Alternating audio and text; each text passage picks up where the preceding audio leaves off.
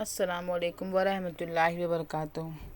پیارے بچوں، آج ہم آپ کی درسی کتاب اردو بال بھارتی سے سبق نمبر 9 جگنو نظم ہے وہ پڑھیں گے۔ یہ نظم آپ کی درسی کتاب میں صفحہ نمبر 32 پر ہے۔ بچوں، آپ کو پتہ ہے جگنو کسے کہتے ہیں؟ تو آئیے ہم چلتے ہیں جگنو کو دیکھنے کے جگنو کسے کہتے ہیں اور وہ کس طرح کے ہوتے ہیں۔ دیکھیے بچوں، اسے کہتے ہیں جگنو۔ دکھائی دے رہا ہے آپ کو؟ جگنو ایک کیڑا ہوتا ہے جو بالکل مکھی کی طرح ہوتا ہے۔ آپ کو تصویر میں دکھائی دے رہا ہوگا۔ دیکھیے اس کی دم کے پاس پیچھے لائٹ کی طرح جل رہا ہے، اسے ہی کہتے ہیں جگنو۔ بھی جگنو کس طرح کے ہوتے ہیں، یہ ہمیں کب دکھائی دیتے ہیں؟ تو آئیے ہم چلتے ہیں اپنی اس نظم جگنو کی طرف۔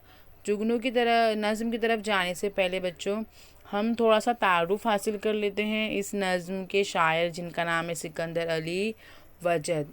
ہم ان کے بارے میں تھوڑی سی معلومات دیکھ لیں گے۔ جیسے آپ کو تصویر میں دکھائی دے رہا ہے، یہ ہے ہمارے شاعر سکندر علی وجد۔ ان کی پیدائش ہے 12 فروری 1914۔ ان کا وفات ہوا 16 مئی 1983 میں۔ سکندر علی وجد ویجاپور ضلع اورنگ آباد میں پیدا ہوئے۔ انہوں نے عثمانیہ حیدرآباد یونیورسٹی سے BA کیا، پھر سول سروس امتحان میں کامیابی حاصل کی۔ وہ مختلف اعلیٰ سرکاری عہدوں پر فائز رہے اور سیشن جج کے عہدے سے سبکدوش ہوئے۔ سبکدوش یعنی ریٹائر ہونا۔ وہ راجیہ سبھا کے رکن تھے۔ انہیں پدم شری کا اعزاز بھی عطا ہوا تھا۔ ان کی نظمیں اجنتا اور ایلورا بہت مقبول ہے اور کے مصور ان کا شعری مجموعہ ہے۔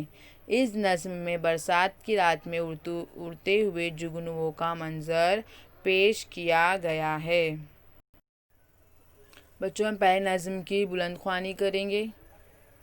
برسات کی رات تھی اندھیری، کچھ نیند اچٹ گئی تھی میری۔ پانی جو برس کے کھل گیا تھا، گلشن کا غبار دھل گیا تھا۔ بیدار تھی باغ میں اکیلی، پھولوں سے لدی ہوئی چنبیلی۔ نکھت برباد ہو رہی تھی، مخلوق تمام سو رہی تھی۔ اتنے میں جو رو چلی ہوا کی، قسمت ہی چمک گئی فضا کی۔ ہونے لگی جگنوؤں کی بارش، فطرت کے جمال کی تراوش۔ نہروں پہ تپاں تھے برق پارے، رقصاں تھے زمین پر ستارے۔ جگنو اس طرح اڑ رہے تھے، ہیروں میں پر لگے ہوئے تھے۔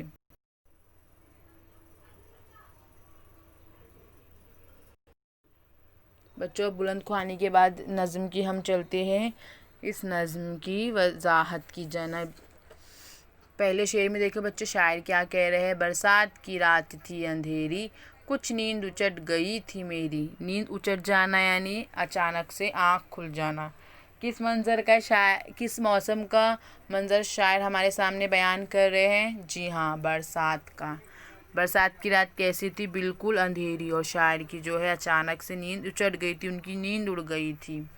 پانی جو برس کے کھل گیا تھا، گلشن کا غبار دھل گیا تھا۔ گلشن آپ کو پتہ ہے، گلشن یعنی باغ، اور غبار یعنی دھول مٹی۔ جس طرح دیکھو ہمارے یہاں بارش ہوتی ہے، آپ کے گلی محلے میں جو مٹی ہوتی ہے، دھول کچرا ہوتا ہے، بارش کا پانی کیسے اپنے ساتھ باہر لے کر جاتا ہے، پھر دھلا ستھرا صاف ہمارے آس پاس کا ماحول ہو جاتا ہے۔ اسی طرح بارش ہونے کے بعد جب بارش کھل گئی تھی، بارش تھم گئی تھی، تو باغ میں جو گرد و غبار تھا وہ بھی ایک دم صاف ہو گیا تھا۔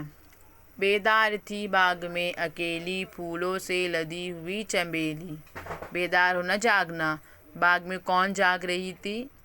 پھولوں سے لدی ہوئی چنبیلی، چنبیلی کے پھول جاگ رہے تھے۔ نکھت برباد ہو رہی تھی، مخلوق تمام سو رہی تھی۔ نکھت کہتے ہیں پیارے بچوں خوشبو کو۔ چنبیلی جب پھول ہے تو اس میں ظاہر سی بات ہے خوشبو تو ہوں گی۔ تو رات کا ماحول تھا اور جو ہے چنبیلی جاگ رہی تھی، یعنی چنبیلی کے پھول کی خوشبو جو ہے چاروں طرف پھیل رہی تھی۔ مخلوق یعنی ہمیں کس نے پیدا کیا؟ اللہ نے۔ اللہ نے ہمارا خالق ہے اور ہم اس کی مخلوق ہے۔ چونکہ رات کا سما تھا اور ساری مخلوق سو رہی تھی اور چنبیلی کی خوشبو جو ہے پورے باغ میں چاروں طرف پھیلی ہوئی، تو شاعر کہہ رہے ہیں کہ اس کی خوشبو برباد ہو رہی تھی چونکہ سب سو رہے تھے۔ اتنے میں جو رو چلی ہوا کی، قسمت ہی چمک گئی فضا کی۔ شاعر کیا کہہ رہے ہیں؟ اتنے میں ہوا کی ایک ایسی رو چلی تو فضا کی قسمت جو ہے بدل گئی۔ کیا ہو گیا دیکھیں گے، ہونے لگی جگنوؤں کی بارش، فطرت کے جمال کی تراوش۔ تراوش یعنی چھڑکاؤ اور جمال یعنی خوبصورتی۔ شاعر کیا کہہ رہا ہے کہ ہونے لگی جگنوؤں کی بارش۔ شاعر کو ایسے لگ رہا ہے کہ چاروں طرف جو ہے جگنو ہی جگنو ان کو دکھائی دے رہے تھے۔ ایسا معلوم ہو رہا تھا کہ فطرت، اللہ، قدرت جو ہے اپنی خوبصورتی بکھیر رہا ہے چاروں طرف جگنوؤں کی بارش کے ذریعے۔ نہروں پہ تپاں تھے برق پارے، رقصاں تھے زمین پر ستارے۔ ٹپا مطلب بچوں گرم، اور برق پارے یعنی بجلیاں، اور رقصاں یعنی رقص، ڈانس، ناچنا۔ شاعر کہہ رہے ہیں کہ ایسا محسوس ہو رہا تھا شاعر کو جگنوؤں کی بارش کو دیکھ کر کہ نہروں پر بجلیاں چمک رہی ہے اور زمین پر ستارے ناچ رہے ہیں، ہے نا۔ آپ کو پتہ ہے نا آسمان پہ تارے ہوتے ہیں، آپ لوگوں کو پتہ ہے۔ تو شاعر کو جگنوؤں کی بارش سے ایسا لگ رہا تھا کہ وہ آسمان جو ہے زمین پر اتر آ گئے۔ کیوں ایسا لگ رہا تھا بچوں؟ ہم نے دیکھے نا، دیکھا آپ کو تصویر میں بھی دکھائی دے رہا ہے نا، آپ کو تصویر میں دکھائی دے رہا ہے نا کہ یہاں پہ جگنو ہے، دیکھیے یہ جگنو، تو ہم کو کیسا اس میں روشنی دکھائی دے رہی ہے نا ان کیڑوں میں، تو اس کے وجہ شاعر کو ایسا لگ رہا ہے کہ زمین پر ستارے ناچ رہے ہیں، جگنو اس طرح اڑ رہے تھے، ہیروں میں پر لگے ہوئے تھے۔ آپ نے ہیرا دیکھا ہے نا بچوں، ہیرے کیسے چمکتے ہیں، تو شاعر کو ایسی لگ رہا ہے کہ ہیروں کو جو ہے پر لگ گئے ہیں اور وہ فضا میں چاروں طرف اڑ رہے ہیں۔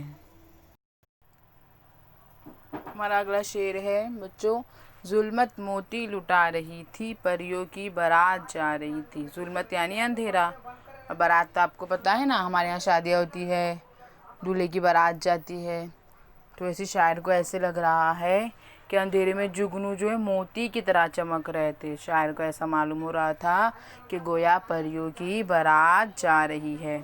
میں اس منظر میں کھو گیا تھا، ہر موئے تن آنکھ ہو گیا تھا۔ میں اس شعر میں جو ہے شاعر نے اپنے آپ کو کہا ہے، خود کو کہا ہے کہ شاعر جو ہے، میں جو ہوں اس منظر میں اس قدر کھو گیا تھا کہ ان کا جسم کا ہر حصہ، ہر موئے تن آنکھ مطلب اس منظر کو دیکھ کر شاعر کے جسم کا ہر حصہ، ہر رواں رواں، جسم کا ہر عضو شاعر کو ایسا معلوم پڑ رہا تھا کہ ان کے ہر عضو کو آنکھ ہو اور وہ ہر عضو، ہر رواں اس خوبصورت منظر کو دیکھ رہا ہے۔ شاعر اس منظر میں اتنا کھو گئے تھے کہ ان کے جسم کا رواں رواں اسے دیکھ رہا ہے، اس منظر کو ان کو ایسا معلوم ہو رہا ہے۔ تو بچوں یہاں پر ہماری اس نظم کا اختتام ہوتا ہے۔ امید ہے کہ آپ سب کو اچھے سمجھ میں آیا ہوگا۔ انشاءاللہ ہم اپنے اگلے پیریڈ میں ملیں گے، تب تک کے لیے اللہ حافظ۔